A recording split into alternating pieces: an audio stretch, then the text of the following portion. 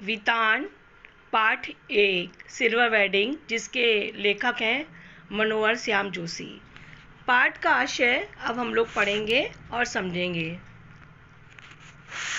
जब section officer वाईडी Pant ने आखिरी फाइल का लाल फीता बांधकर निगाह जब उठाई, तब दफ्तर की पुरानी घड़ी पर 5:25 हो रहा था और उनकी घड़ी में 5:30 बज रहे थे। रोजाना की तरह पंत जी ने अपने कर्मचारियों से कहा कि स्कूल ये जो ऑफिस की घड़ी है वो सुस्त है, और वो वहाँ से चलने लगे। तो वहाँ पे जो उनका एक था साथ में काम करने वाला सहकर्मी, और उसने कहा, असिस्टेंट था चड्ढा, उसने कहा कि वो पहनता था लंबी मोरी वाली पतलून, ऊंची एड़ी वाले जूते, और जो कि यशोधर पंत को पसंद नहीं आता था, अच्छा नहीं लगता था। फिर भी वो थोड़ी बदतमीजी एज यूजुअल करके बोला, बड़े बाऊ आपकी चूहेदानी कैसी है, क्या हाल चाल है। उसने घड़ी को चूहेदानी कहा। पंत जी ने उसकी बात को नज़रअंदाज करते हुए उन्होंने कहा, मेरी घड़ी एकदम ठीक है, मिनट टू मिनट ठीक चलती है। तो उसने उनकी कलाई पकड़ ली और उस यशोधर बाबू ने उसका विरोध भी नहीं किया, और वो मन ही मन सोचने लगे, हमारे ज़माने में जब किसनदा के साथ हम ऑफिस से काम करते थे तो उनको भाई नहीं कहते थे बल्कि हम साहब कहते थे। और ये देखो कि कैसे ये हमारी घड़ी को देख के कैसे बोल रहा है कि बाबा आदम जमाने की घड़ी है। तो चड्ढा ने कहा कि आपकी घड़ी बहुत पुरानी हो गई है, नई जापानी घड़ी ले लीजिए, डिजिटल घड़ी ले लीजिए, सस्ती मिल जाएगी। तो यशोधर बाबू ने कहा कि ये घड़ी मुझे शादी मिली थी, पुरानी है तो क्या हुआ, हम भी पुराने, हमारी घड़ी भी पुरानी। अरे यही बहुत है कि राइट टाइम बता रही है। इस तरह नहले पे दहला जब उन्होंने जवाब दे दिया तो वो अपना हाथ आगे बढ़ाए। ये परंपरा उन्होंने रेमजे स्कूल अल्मोड़ा से सीखी थी, जहाँ से उन्होंने मैट्रिक पास किया था। इस तरह अपने हाथ को आगे बढ़ाया, सुनने वाले ने बतौर दाद देने के लिए उसने अपना हाथ आगे बढ़ाया। श्रोता और वक्ता दोनों ने हाथ से ताल मिलाई और ठहाके मार के हंस लिया करते थे। ऐसी परंपरा किसनदा के क्वार्टर में भी थी, जहां रोजी रोटी की तलाश में आए यशोधर पंत नामक एक मैट्रिक पास बालक को शरण मिली थी। किसनदा कुंवारे थे और पहाड़ से आए हुए लड़कों को अपने यहाँ ठौर ठिकाना देते थे, शरण देते थे, और उनके यहाँ मेस चलती थी, सब मिलकर बनाते थे और खाते थे। यशोधर बाबू जिस समय दिल्ली आए थे उनकी उम्र सरकारी नौकरी की नहीं थी, उनकी उम्र कम थी। तो किशनदा ने बहुत कोशिश की कि कहीं नौकरी लग जाए, पर नहीं लगी। तो उन्होंने अपने यहाँ उनको रसोइया बनाकर रख लिया। यही नहीं, उन्होंने उन्हें 50 रुपए दिए और कहा, अपने लिए नए कपड़े सिलवा लो, कुछ पैसे गांव भेज दो।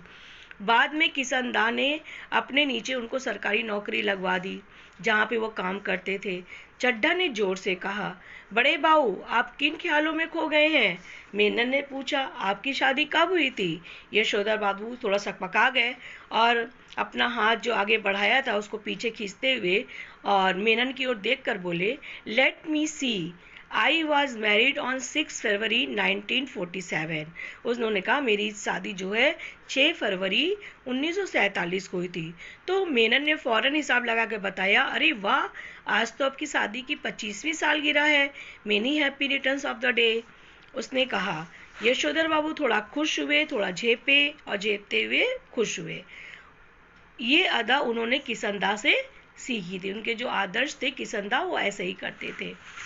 चड्ढा ने घंटी बजाकर चपरासी को बुलाया और कहा, सुन भाई भगवान दास, बड़े बाऊ ने बड़ा नोट ले और सारे सेक्शन के लिए चाय पानी का इंतजाम कर फटाफट। यशोदा जी बोले, अरे ये वेडिंग एनिवर्सरी वगैरह सब गोरे लोगों के चोचले हैं, हमारे यहाँ ये सब नहीं मनाते हैं।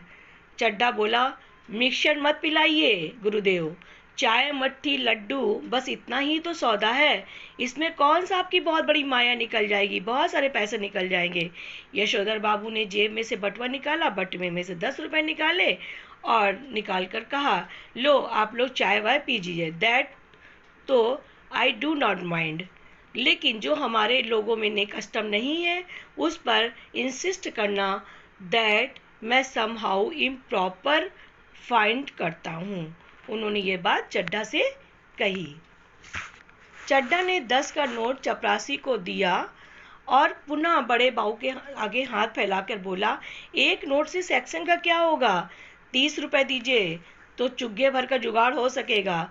सारा सेक्शन जानता है यशोधर बाबू के बटुए में हमेशा 100-150 रुपए रहते हैं। वो उनका दैनिक खर्चा कुछ भी नहीं है, फिर भी इतना पैसा वो अपने पास रखते हैं। बस का भी खर्च नहीं है।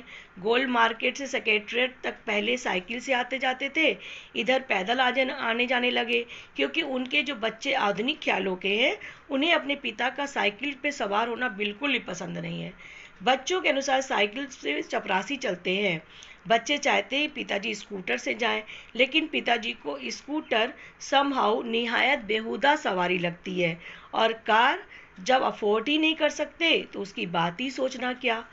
तो चड्ढा के जोर देने पर बड़े बाबू ने 10-10 के 2 नोट और दे दिए, लेकिन सारा सेक्शन के इसरार करने पर भी सिल्वर वेडिंग के लिए दफ्तर में नहीं रुके। पूरा सेक्शन कहता रहा, आप भी रुकिए, आप भी पार्टी में सम्मिलित हुए, परंतु वो वहां से चले गए।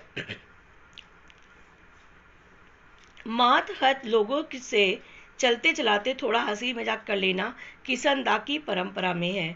उनके साथ बैठकर चाय पानी और गप गपाष्टक में वक्त बर्बाद करना उस परंपरा के विरुद्ध है। किसनदा को अपना आदर्श मानते थे यशोधर पंत, इसलिए लोगों से बातचीत करना चलते चलाते वो उनको ठीक लगता था, लेकिन बैठ के चाय पानी पीना उनकी परंपरा के विरुद्ध वो मानते थे। इधर यशोधर बाबू ने दफ्तर से लौटते हुए रोज की तरह वो बिरला मंदिर गए और वहाँ उद्यान में बैठ के प्रवचन सुना और स्वयं प्रभु का ध्यान करने की नई रीत अपना ली थी।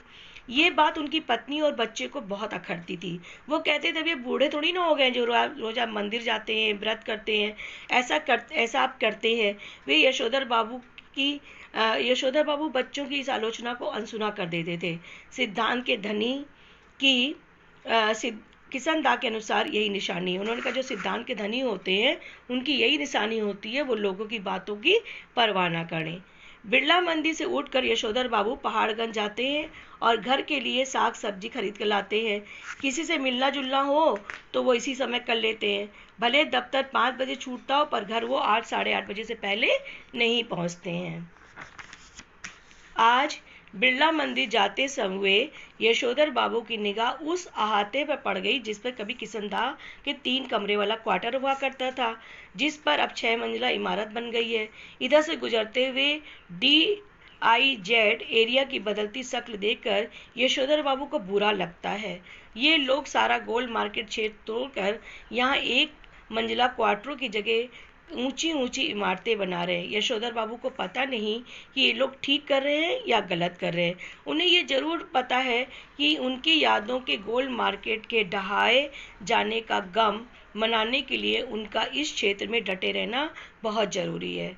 उन्हें एंड्रयूजगंज, लक्ष्मीबाई नगर, पंडारा रोड आदि नई बस्तियों में पद की गरिमा के अनुरूप D2 टाइप क्वार्टर मिलने की अच्छी खबर कई बार आई, मगर हर बार उन्होंने गोल्ड मार्केट छोड़ने से इनकार कर दिया।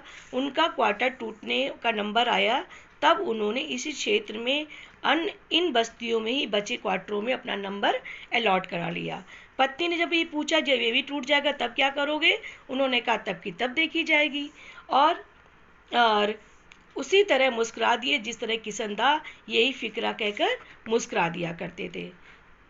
सच तो ये है कि पिछले कई वर्ष से यशोधर बाबू का अपनी पत्नी और बच्चों से छोटी छोटी बातें मतभेद हो जाता है, और इसकी वजह घर जल्दी वो नहीं लौटना चाहते हैं। जब तक बच्चे छोटे थे तब तक उनकी पढ़ाई लिखाई में मदद करते थे।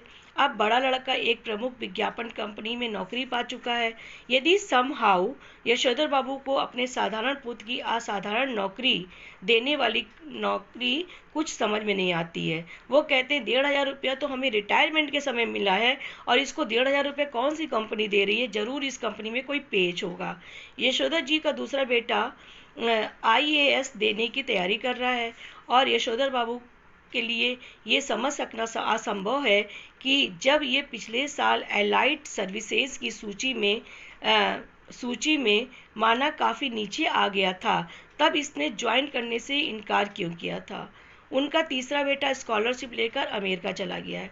उनकी एकमात्र बेटी न केवल तमाम प्रस्तावित वर अस्वीकार करती चली जा रही है, बल्कि डॉक्टरी की उच्चतम शिक्षा के लिए स्वयं भी अमेरिका जाने की धमकी दे रही है।